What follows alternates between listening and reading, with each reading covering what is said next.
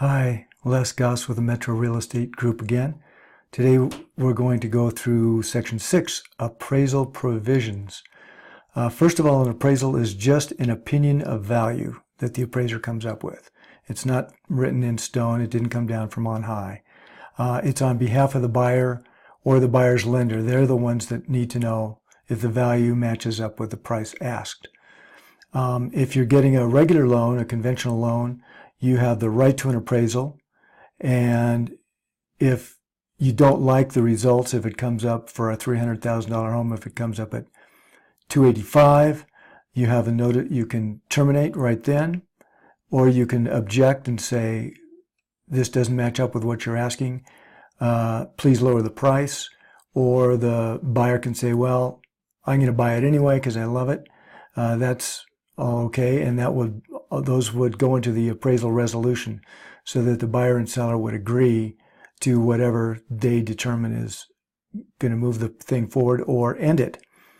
And that has to be done by the appraisal resolution deadline, or else the contract automatically is terminated. There are two other things that we need to look at: an FHA loan and a VA loan. They're very similar. In an FHA loan, you can put in here the amount that you are buying the property for, perhaps, and then you've got the option to go ahead and finish the contract and buy the house, even if the appraised valuation doesn't come back. In both the cases of the FHA and the VA, they will bring out their own inspectors, their own appraisers, who will not only try to find the value of the home in today's market, but they will also make sure the inspection lives up to at least their particular safety regulations. This is different from the inspection that you'll get, and they recommend that you get an additional full inspection, but their appraiser will do an inspection for safety features. So if there's something wrong with the stairs on the front porch, or there's a loose hand railing or something like that, they will not approve the sale until those things are taken care of.